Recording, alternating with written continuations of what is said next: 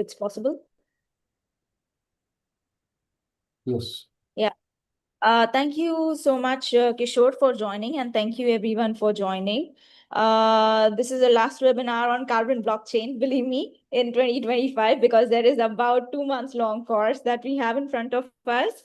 And the most frequently asked question is why should people join this course? And because carbon markets is not still established, so why do you think, how will people benefit from this? Well, the philosophical answer is that there's the climate urgency, and everyone has to play their part. And newer avenues, newer technologies needs to be adopted. And blockchain happens to be the newer technology that's happened to the sustainability world, specifically the carbon trading market. So yes, carbon urgency is one, but then there are a lot of opportunities for various intermediaries who wants to be part of this journey, specifically the entrepreneurs who wants to be part of the generation to trading to verification kind of a process, the credit market. Then there are sustainability professionals. Obviously, there's a role for them to play here because the projects that they undertake certainly offsets the carbon credit. So why not we monetize those and make the project more viable, acceptable in their organization? And carbon trading is one of the mechanisms to do that. And all the more better if they can be infused with the technology and make it more faster, quicker, and more realizable.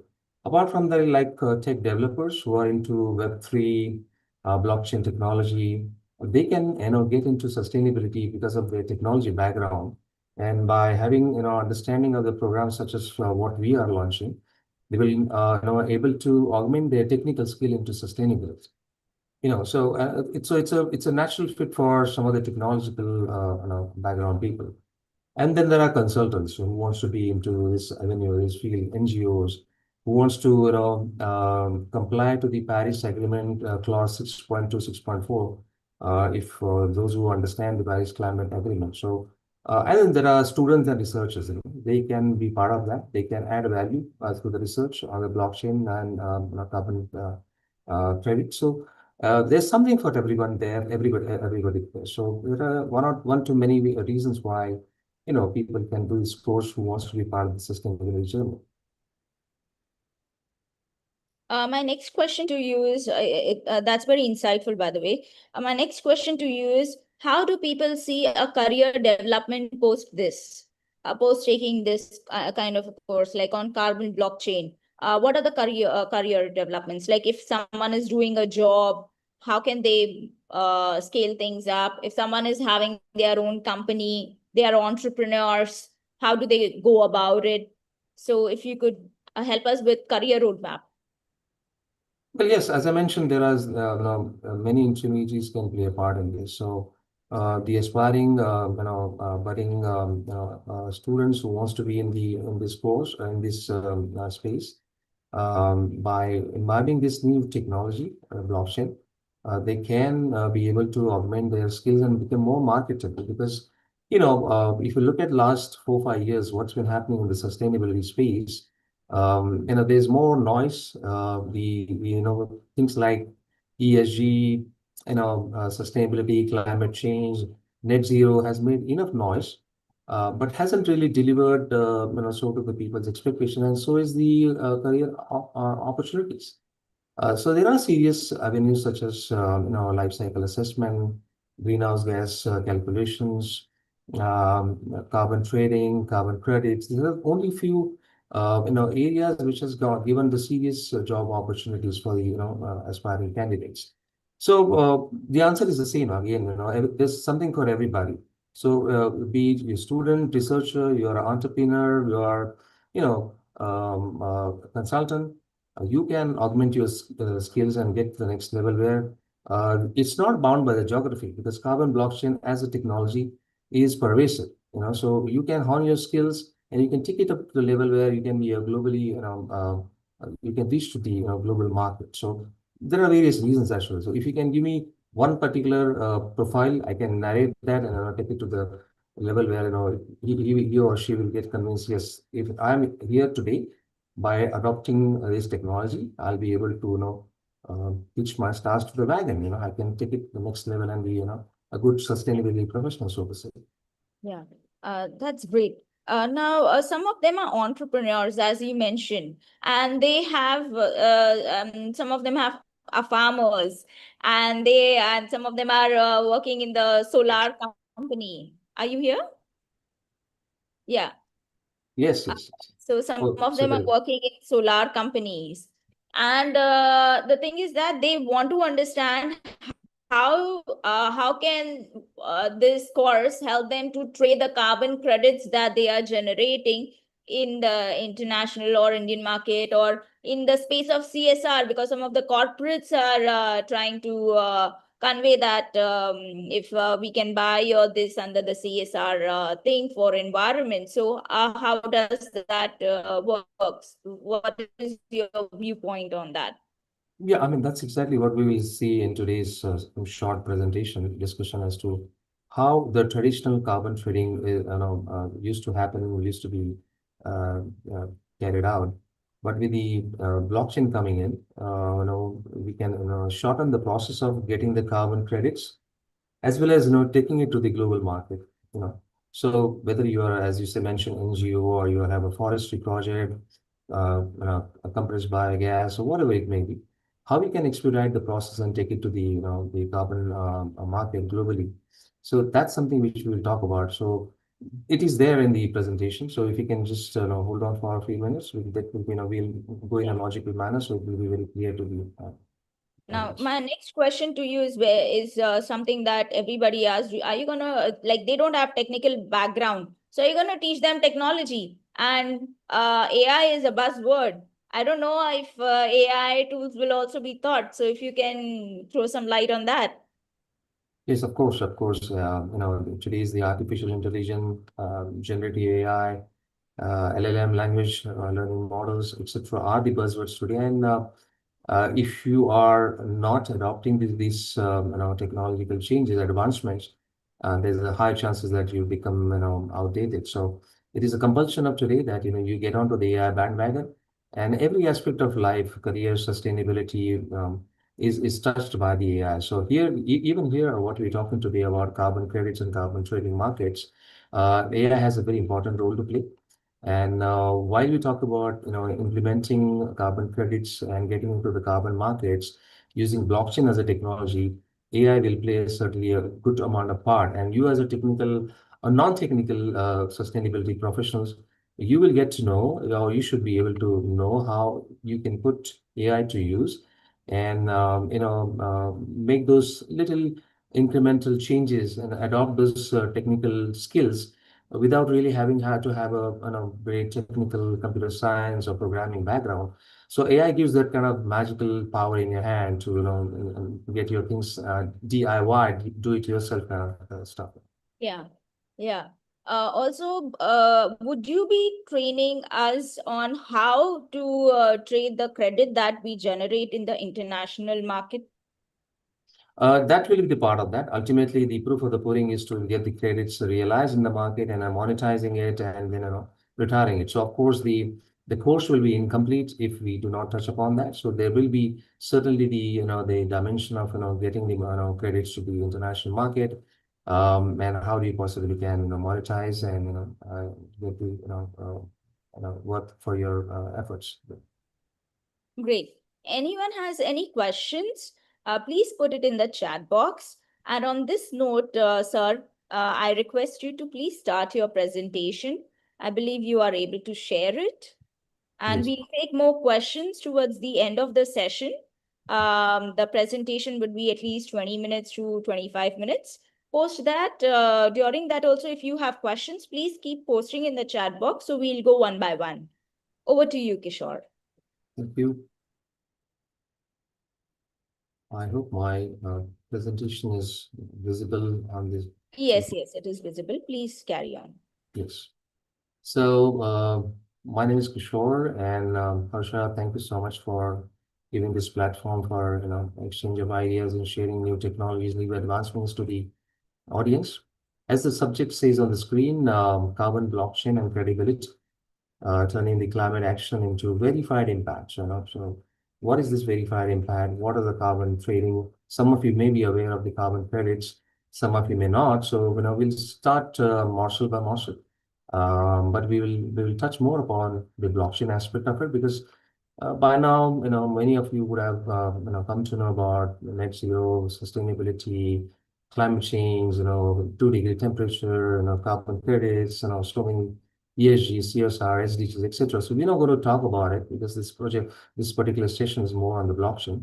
So next 20 minutes, as Asha said, we will talk about this subject. But you haven't introduced IICSR, so it's my duty to quickly, in a minute, talk about IICSR.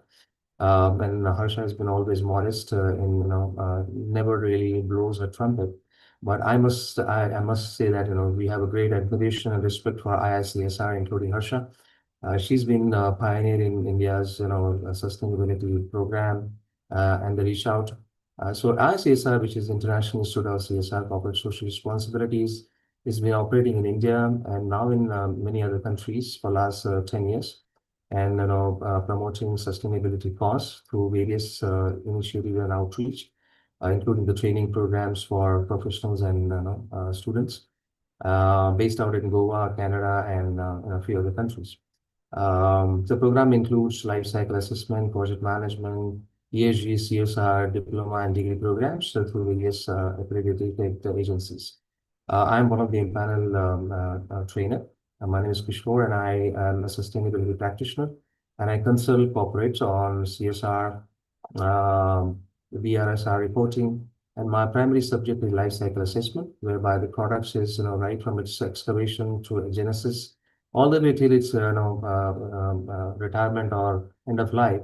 What is the carbon embodiment and how do we calculate the carbon footprints? And that's something which I preach and practice with the corporate consulting angle. And today we're going to talk about carbon blockchain. So that's the background where we're coming from. And as Arsha mentioned, should you have any question, we'll be happy to take it at the end of this quick session.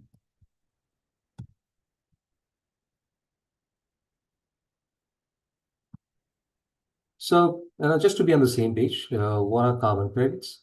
Everybody, possibly all of us would know that it represents 1 ton of CO2, carbon dioxide, removed or avoided from the atmosphere.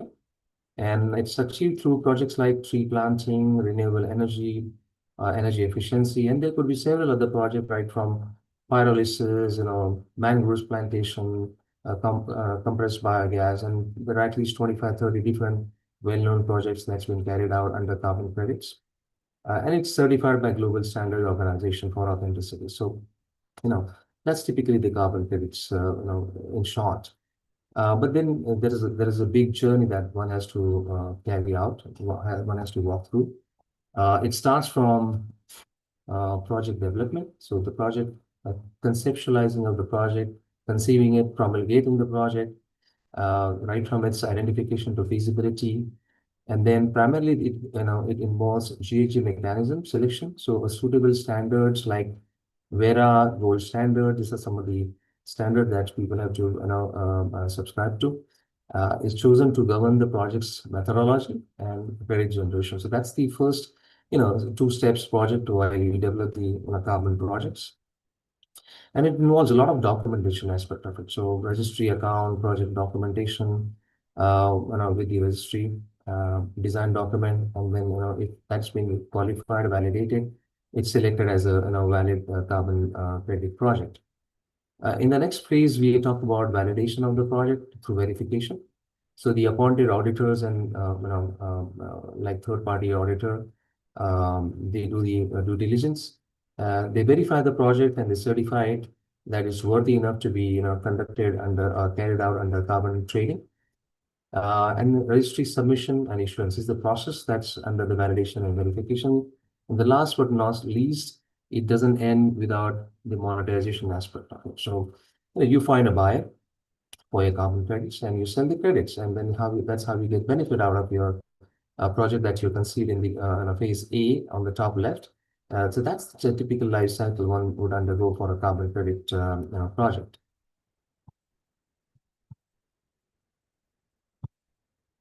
But there are, various challenges. Those who are practicing carbon credit and carbon trading, would have experienced this painstaking journey. Starting with complexity, it's the bigger the project for the bigger organization, it is marred by complexity, and the scale, the bigger the scale, longer it takes to conduct complete the project. Which involves data collection, as we mentioned in the previous slide. It involves a lot of documentation, data collection, tabulation, and then doing the assessment of the data. So data collection is a painstaking task, painstaking journey. It could be erroneous. It's a comprehensive data sets that you have to validate every phase of the life cycle. So there is an issue of data accuracy and consistency. And because of the large volume of it, it's a time-consuming and a labor-intensive job. Uh, the emission factors are dynamic. It varies from geography, industry to industry. Unabated sectors like steel, metal, etc., have a different way of calculating. Then you would have heard of scope 1, scope 2, scope 3. So the complexity galore. There are various influencing factors that make the job very complex and tiresome. Then there are other challenges such as inconsistency, audit and verification challenges to the third party, integration of the complex system that you have to put together, and scalability, because various project brings in uniqueness, and it is hard to institutionalize that knowledge and repeat that, because not many projects are repeatable or same in nature. So there are several reasons why carbon measurement, carbon footprint calculation is a very painstaking journey that people have undertaken. So, but it doesn't, is not short of challenges in terms of scams, fraud, distrust that is caused due to various entities that have abused this carbon credit industry through some of the things which I have mentioned on the screen. Instance, double counting.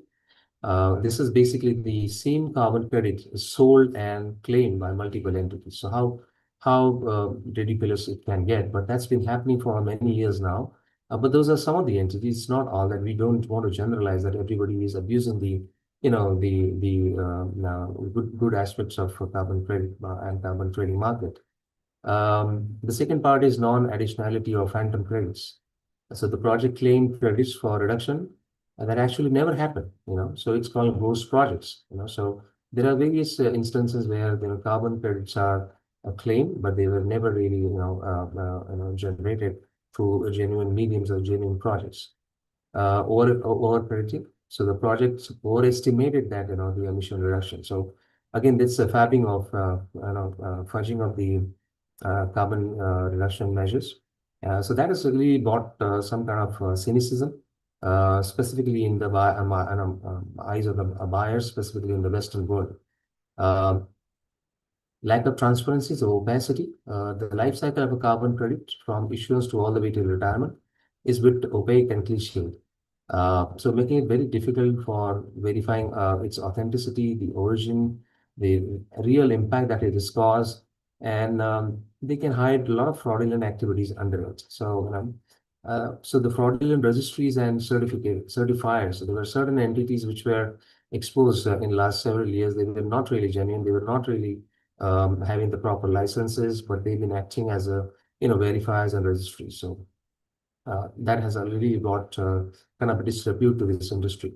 And there are shell projects and data manipulation, etc. Some of the other malpractices that has really brought a distrust to this industry in the past. But as I said, we can't generalize it, but more often than not, even smaller amount of fraud scams can bring that kind of a disreputation to the entire industry as such. So in short, the greenwashing, as it's popularly known as, using unverifiable or low quality offsets, double counting, offsetting emission instead of reducing them, and mislabeling them. These are some of the consolidated challenges that the industry has seen over the last 5-10 years, and even before that. Because the carbon credit as such has been there for last 20-25 years, but it has really caught attention in last 10-15 years, specifically after the Paris climate action, and then after that, the various COPs and the activities that where the world has seen that there is an urgency for sustainability and climate change action. And that's where, it is really part of, but that has brought its own set of nuances, own set of, negative entities. So greenwashing is something which you would have heard of, and that's something, has really brought a distrust into the market.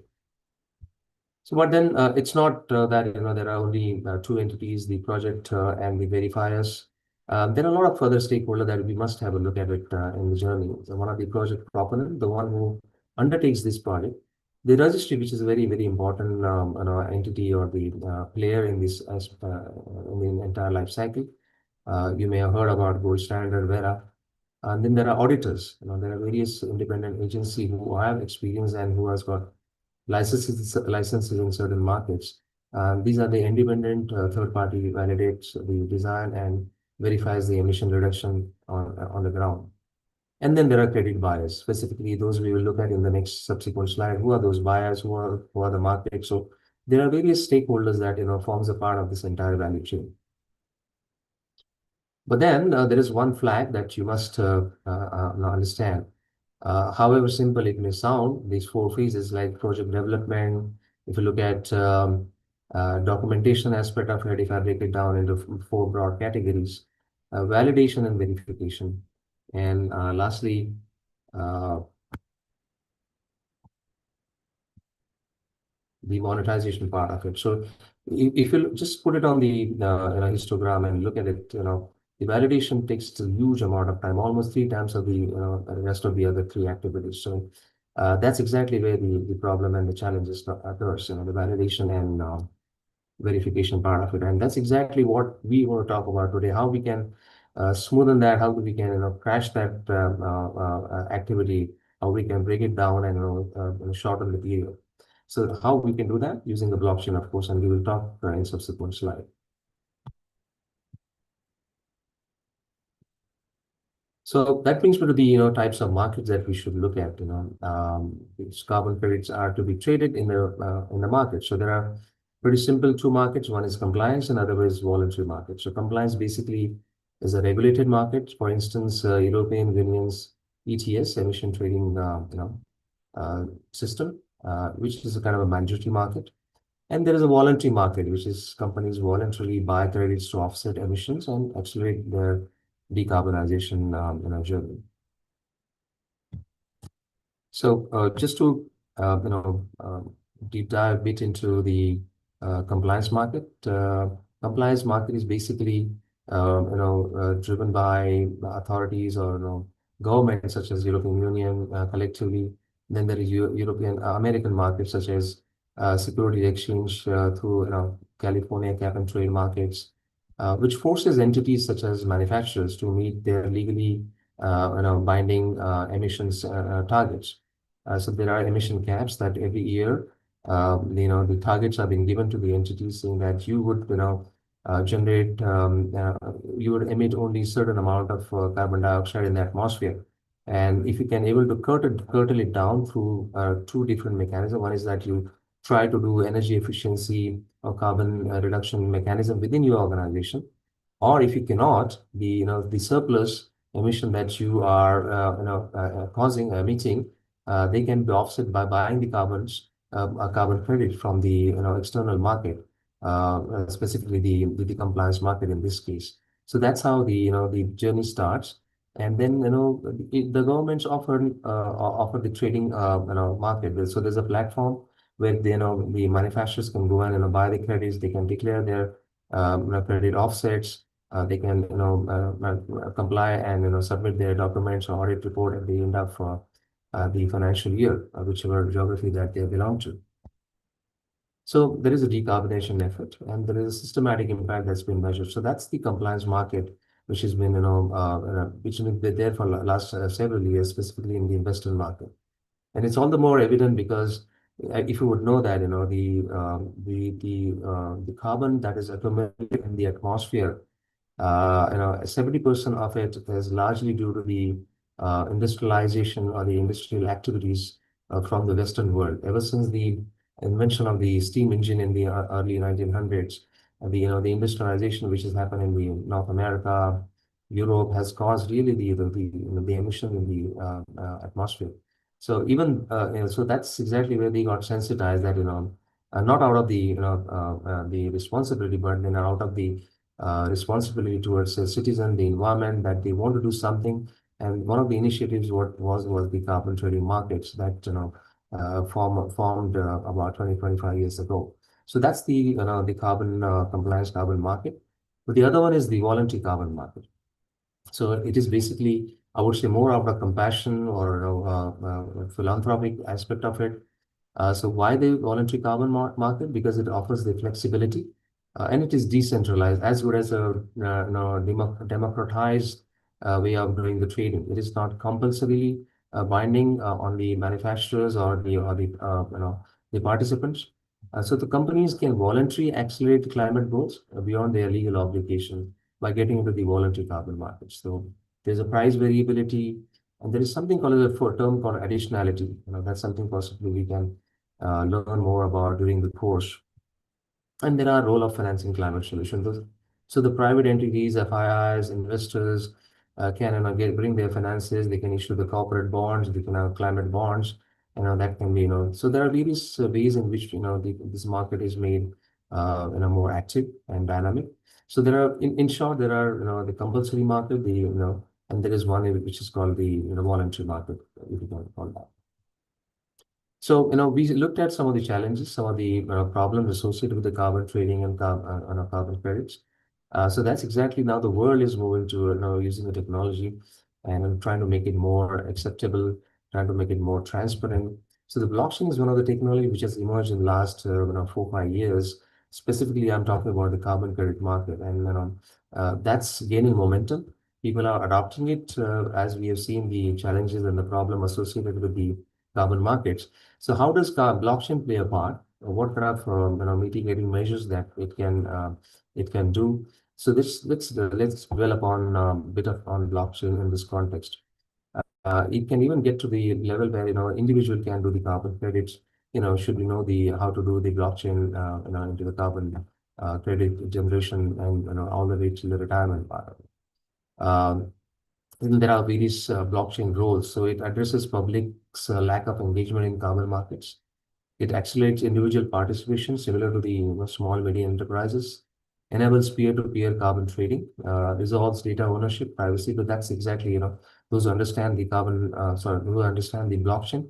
It brings the immutability, irrefutability, verifiability, some of the benefits that can help the carbon markets to make it more amenable, make it more acceptable. So that's exactly why the blockchain possibly is being adopted by various entities world over. So, but this picture worth 1,000 words. So on the top, you see the complete process of carbon trading, and in the middle block is about typical a centralized system. Uh, Whereas at the bottom, you see the blockchain enabled system. It's more of a decentralized. It's more at the hands of the people. So if I can just quickly run through, on the top, you see the project added to the blockchain. Okay, typically after we've seen that project is declared, conceptualized, validated and accepted. So the verifying agency can actually bring in the blockchain, or the third party or the technology provider can bring the blockchain angle to the do the project during the verification and assessment, and that's exactly where the blockchain journey starts. Then the second part is project is submitted for carbon claim. And so there's all the way, the ledger continuously flows throughout the journey all the way from point 1 to 7. So you look at the complete journey, ownership of carbon credit changed, and carbons are then resold and retired, and then even recorded even after the retirement. So if I may bring your attention to the blockchain enabled system at the bottom. In this case, it is a green energy or sustainable project. So there's a verifier with a date and time recorded. It happens automatically because you are using the carbon ledger, the blockchain ledger. The carbon credits are then issued, and there are brokers, in terms of technology brokers, and that exposes your carbon tokenization to the customers globally in a global scale, and then customers can actually buy those credits over and above their mandatory binding targets, and they can actually retire the token after they've been utilized, they've been published, and compliant to. So that's a typical journey that blockchain can bring in. So it's a pretty simple mechanism, but then there's a lot that takes to bring the blockchain. And so by the sound of it, you may feel that it's what kind of monster it would be. How would I be able to play a part? Would I need to know the technology, the programming, the coding, the various platforms that we need? So not really. As I mentioned at the beginning of the session, the AI, which is artificial intelligence, today can make the life simple if you want to get onto this bandwagon. So exactly, we will talk in greater length during our program, should you wish to enroll, and how we can make the journey more easier by infusing artificial intelligence at the same time, implementing blockchain technology. So in short, it ensures the transparency. It also brings that verifiable authenticity. And it does prevent the fraud because everything is driven by verified tokens, right? So that's the big the takeaway from blockchain in the carbon credits. So typically that's the life cycle. We'll not dwell more on that, but from project design, all the way, if you look at on the right side, third last sale or tokenization, so sold in voluntary or compliance markets, maybe tokenized on blockchain, and then it is retired and the report and claim. So all throughout, you will have blockchain playing the part of it, and uh, so the key stakeholders, unlike in the previous case where we've seen that there are a lot of stakeholders, right from verifying agency registry to the carbon markets, here it's pretty simple. There are only issuers, the developers, the buyers who buy the carbon credits on the blockchain or even on the crypto market, and there are regulators and auditors who does validate. Although there is a bit of cynicism and non-standardization at this point of time. But we are hoping that more and more regulators will accept the blockchain as a technology, and we will very soon we will see a lot of changes. So although the stakeholders are limited in nature when it comes to blockchain, we want to see a lot of expansion of this system, and we want to have a lot of participation from the governments, from the intermediaries, from the various association, and including United Nations FCC. And those who are off the record are a bit of a tangent. United Nations, specifically the present government in the United Nations, is kind of promoting crypto and the blockchain very vociferously. So I think we want to see proliferation of the blockchain in every aspect of life, manufacturing, economy, including the sustainability as a practice. So how blockchain could have avoided some of the scams? Because a few quick anecdotes. Immutability: once transaction or data point is recorded, it cannot be altered. Transparency: it's a public ledger, so anybody can verify it. Decentralization: the power is in the hands of the people. It's not regulated. It cannot be embezzled, or you cannot cause the fraud that some of the entities wish to. It's traceable, and it's a smart contract that can change hands pretty with authenticity. So that's the benefit that blockchain can bring in. So again, that's the it's a holistic view. It's a real-time data updates. It enhances the auditability and verification. Now, those who understand come from a technology background, specifically in industrial world or automation and instrumentation or electrical or IoT, so to say. So today's advancement of technology does give you that kind of calculation of energy efficiency initiatives, and connect your sensors all the way to your ERP systems, and then you can get that data, which is again verifiable or authentic, through the system, and convert that into realizable energy efficient, and that further can be translated into a carbon dioxide equivalent in terms of the CO2 that you have saved through the initiatives. And during the previous session, one or two people from leading technology provider did say that they are putting certain systems in place whereby, for the case of ERP, you can actually get your carbon footprint rating, your ranking, your life cycle assessment, measure. Your ESG reporting has already been there, standardized through the IT systems. So even going forward, carbon credit market can be linked to your IT systems, whether it is an announced project or your business as usual initiatives. So there's a lot of activities happening in this front, and it's very exciting and futuristic, so to say. So typically, roll-up blockchain, it's right from BVCM, MRV, some of the terms that are used in the carbon credit market, all the way till the SBTR, the science-based target, some of the regulations and the complying standard that one would undertake. So the question and uncertainties should be there in the minds of the people, but we can't wait, and the world is not going to wait. So you need to educate. One need to keep moving, keep embodying new skills, educate yourself and others, and demand transparency on all the activities related to sustainability. So that way, we can question the authorities, you can question the stakeholders, and there are various activities that you can conduct and be a part of the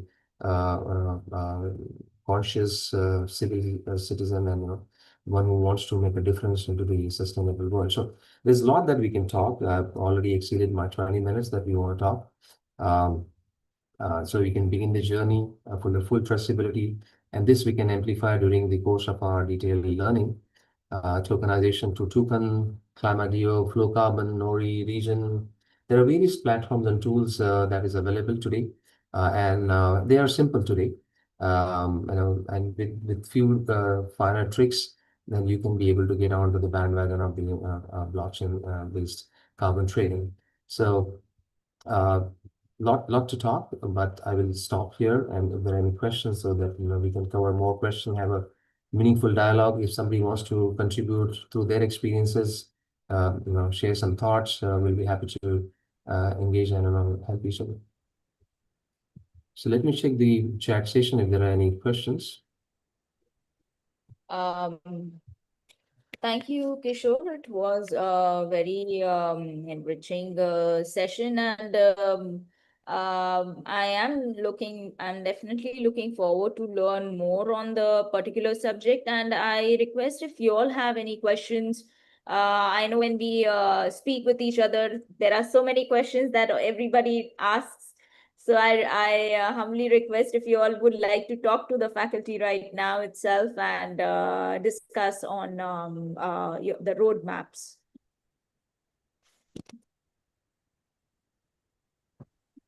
Hello. Hello. Yes, Kishore ji, first of all, thank you for arranging such a wonderful session. We have a lot of questions, but I want to ask one specific question. We are into the agriculture inputs, seeds, pesticides, fertilizers, and so many things. Recently, we are working how the CO2 emission is done by this agriculture commodity transportation system. We are growing sweet corns here, and the sweet corn that we are transporting to the destination market is in a high volume, whereas the volume which is usable in the market is very less. Out of the 40% will be used in the market, 60% will become the garbage in the destination market. So if we work on this project, is it eligible for the carbon credits? Well, your voice was not feeble, so let me try to reframe the question. You're saying, for the agricultural product, specifically corns, from the producer to the, mandis or, distribution depots, there's some amount of wastage, and which is significant. I couldn't catch the number, but 40% is something what possibly you said.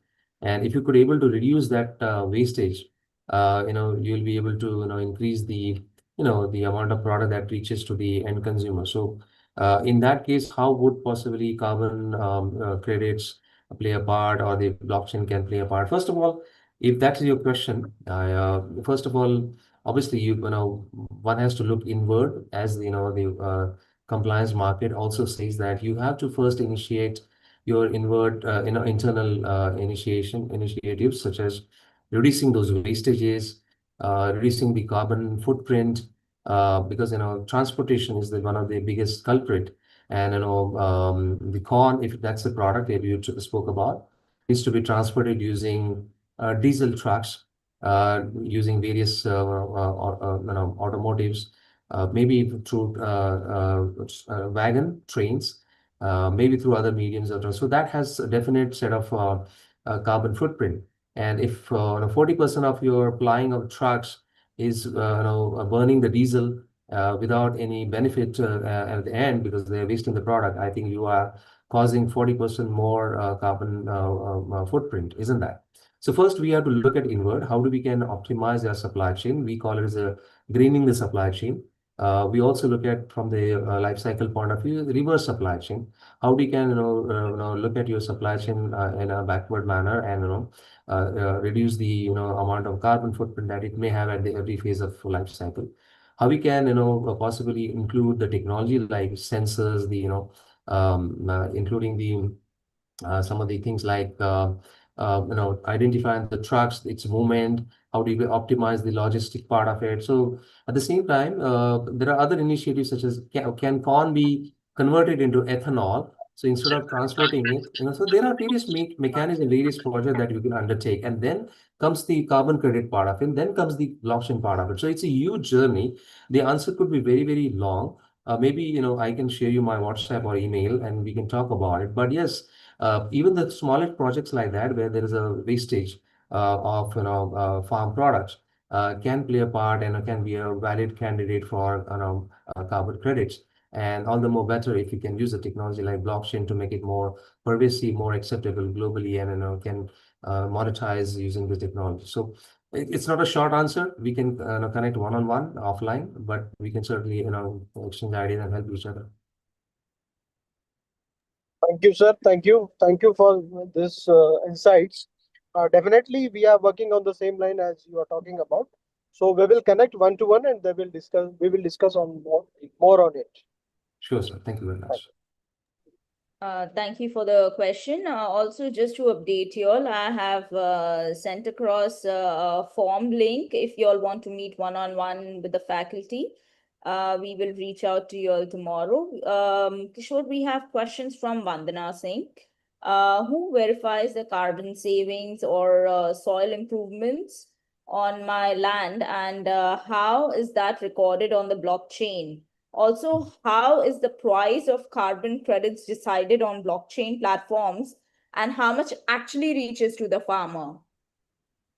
Okay, so soil, there are, again, like the previous question, these improvement of the soil yield or reduction of the arsenic or soil erosion, prevention of soil erosion. So the soil, the water body, is related, even including the farming, and it's a long topic and long subject.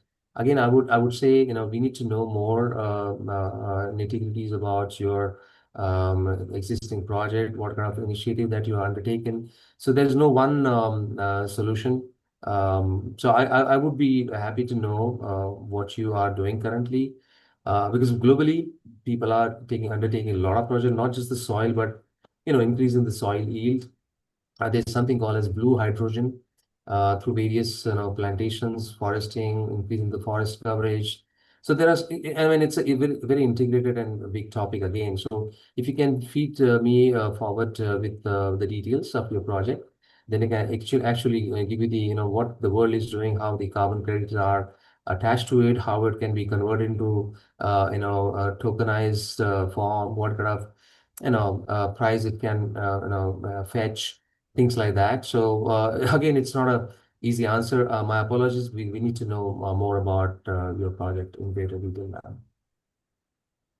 Thank you, Kishore. Any other questions, anyone?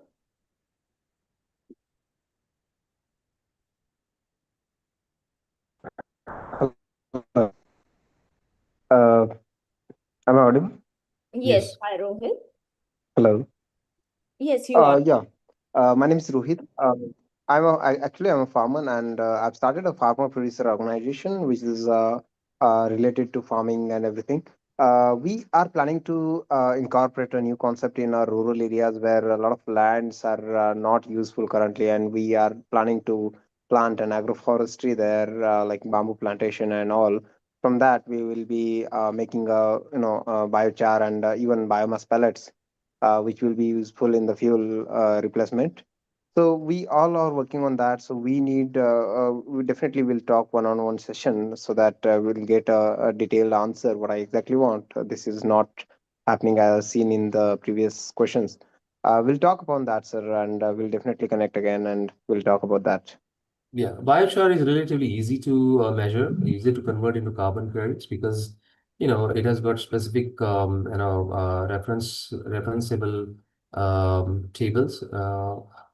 Whether it's lemongrass, wastage, vegetable food, how much you can avoid by not burning the stubble, how much you possibly can convert, what kind of energy you employ for converting into biochar, and what kind of calorific value it would have in order to fire the boilers or various other acting as a fuel agent. So biochar relatively is easy to calculate in terms of its potential to the carbon credit. So yes, we can connect offline, but it's relatively easier compared to the previous two section about question about carbon corn and the soil improvement. I would say. Yeah, definitely, sir. Actually, we do grapes here, and there is no trash which we usually burn or something waste.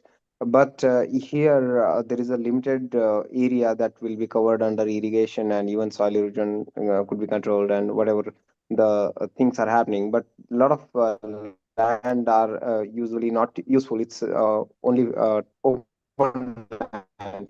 So we are planning to lease that land and then plant a bamboo on that land, and then we'll convert into the we'll take measure the carbon credits even it's in the ground, and once we cut and then pack it, and then whatever we sell also get the credit from that. That's what we are planning do in the future.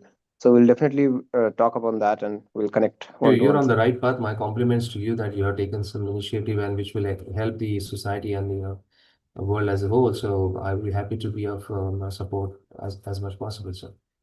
Yeah, thank you, sir. I Good. have a question. Sure. I just want to find out, like, I have mango orchards. Now, I want to understand how can I monetize the same through this carbon blockchain?